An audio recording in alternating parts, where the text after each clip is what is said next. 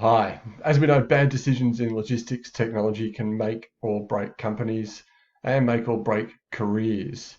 It's a risky business where the stakes are often quite high, and it's full of vendors with shiny products and free trials and three-letter acronyms that probably don't mean anything.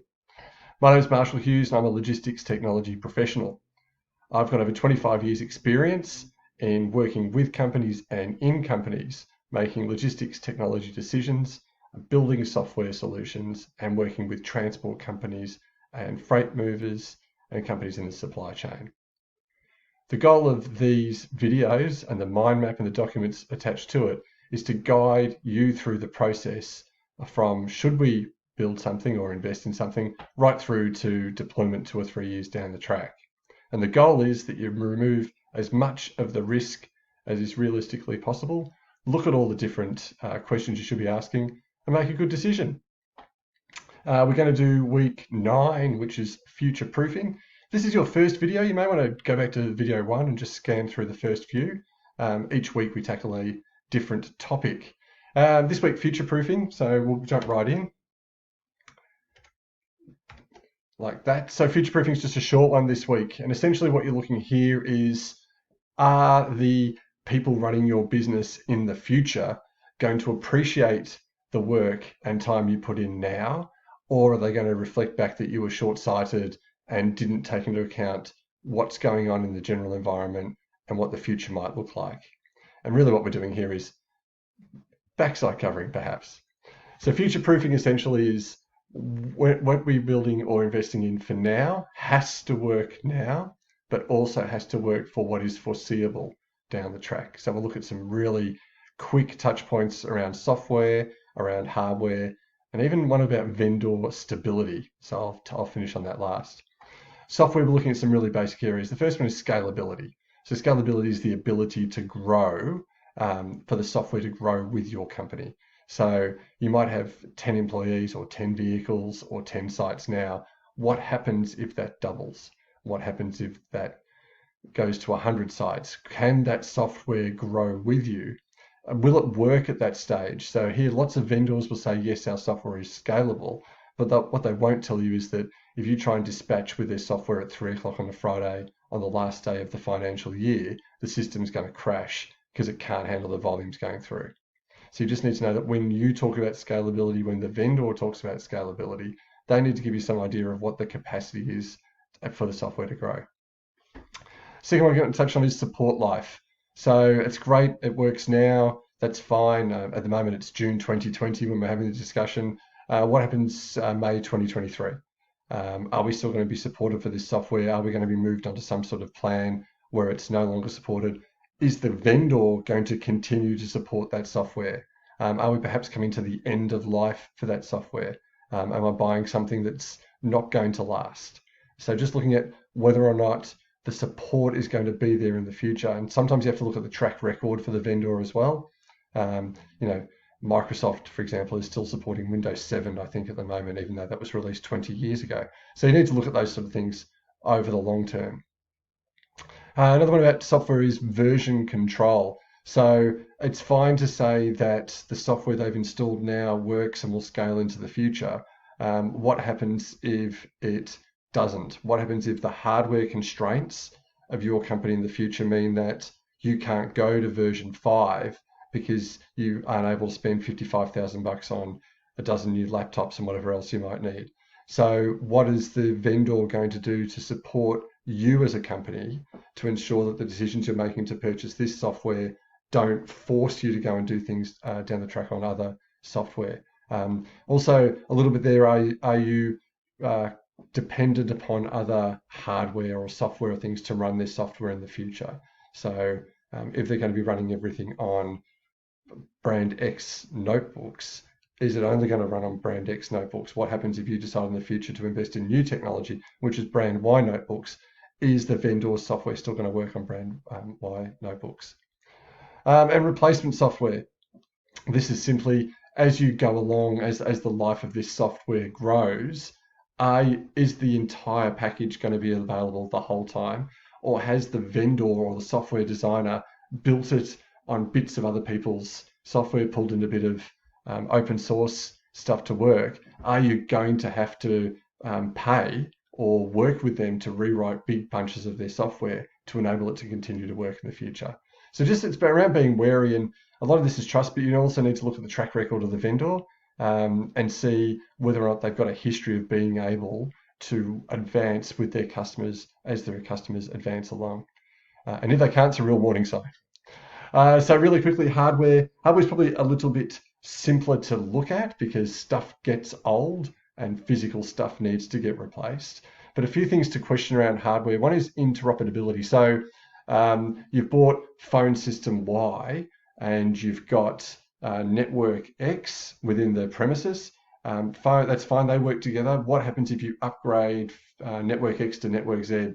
Is phone system Y going to continue to work? So you need to look at what the capability is across that hardware to continue working into the future as we're talking about. Second thing you need to look at is redundancy. So what protections do you have after purchasing, licensing or leasing this software to ensure that when something goes wrong, there's something else to fall back on? We know that things are going to fail, and it might not be this particular hardware at this particular site, but somewhere something is going to go wrong. And oftentimes, or sometimes due to human error, but it might still go wrong. So what's the fallback position for when this hardware fails in 3 years' time? Do you have to completely junk the whole thing, or is there a layer you can drop back to protect yourself there? Pretty closely related to that, we need to talk about lifetime expectations around the hardware. So, I'm paying $150,000, $300,000 for this hardware. How long is it going to last? This your CFO is going to get involved, people are going to get involved around the budgeting and whatever else. Some stuff you can write off really quickly from a tax point of view, but you still got to spend the money in advance, unless you're leasing. That's a finance question as well. So we're going to invest in this hardware and it's going to last 7 years. We're happy with that. It's going to last 3 years. We're happy with that. Just ensure that you're asking yourself the question and that the honest answers you're getting out of the vendor mean that you know where you're going. And a little trick here to look at when you're looking at data from the vendor is what we call the bathtub chart. So essentially, if you visualize a graph that goes, starts really high and then dips to zero and then goes along zero for a few years and then spikes really high, that bathtub, the likelihood of hardware failure normally is quite high early on because people have made mistakes when they're putting it together, people have made mistakes with production, with installation, users make mistakes early on while they're being trained. Then pretty much most hardware drops down to zero. Remember, we're talking technical stuff, so we're talking few moving parts.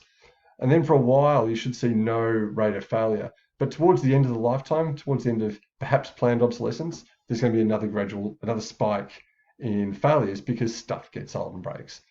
That's fine as long as you know this in advance. So when you're sitting down and you're installing, paying for, and justifying this hardware purchase, you can tell everyone that you've looked at that and you know that we can reasonably expect this to last for 5 years, and this is why we can expect it to last that long.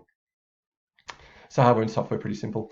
And vendor stability is something really important to look at, especially now in this startup world where the ability of a software vendor to deliver on your behalf isn't exactly related to the ability of them to sell themselves in the marketplace. And we've talked about this before about when we're doing research, that some companies have ridiculously good search engine optimization. So you're really likely to find them, but they haven't invested in the product. So you might find them and the reviews might look great, but the product's rubbish. At the same time, some companies might have great product, but they haven't invested in their search engine optimization. But vendor stability, the key thing is, if it's really cutting edge new stuff, the likelihood of them being around in 3 years is not that high, statistically speaking. So just have a look at if it's a startup, if it's something new, just be aware of the fact that you don't necessarily want to be the first people jumping in. That's going to frustrate the hell out of the startup founders and the salespeople for them. That's fine. Your job isn't to make them successful. Your job is to be successful yourself. So be reasonably conservative when dealing with startups. Have a look at who they're attached to, what they're using. Try and understand a little bit of their tech stack before you jump in with both feet.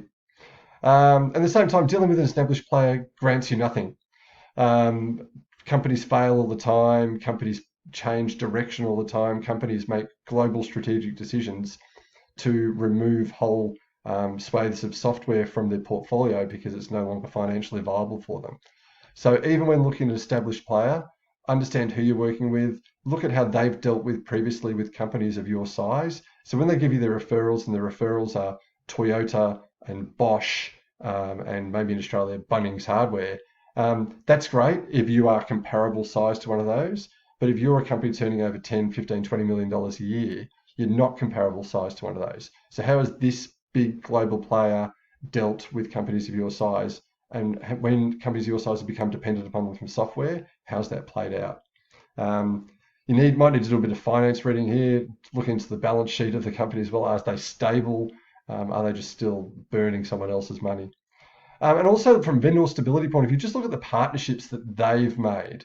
So do a little bit of research, looking at the strategic partnerships that the vendor has made. So what do they see as their priorities going into the future? If you're in automotive, but they're investing all their time in dishwashers, maybe they're not going to be around in automotive for a while. So ensure that you're at least asking those questions and asking where you're going to go. The partnerships will also link into potential advantages for you, that if they're partnering with the right companies that are all forward looking, then the future might be bright for you with this vendor because you may be able to continue to advance together. So future proofing, it's a bit of a challenge, sometimes a bit of let's see how we go, but it's important you ask these questions. Thank you very much for listening. As always, happy for you to do all this stuff yourself. If you want to have a quick chat, happy to book a free strategy call. Go to askmarsh.com and we can chat soon. See ya.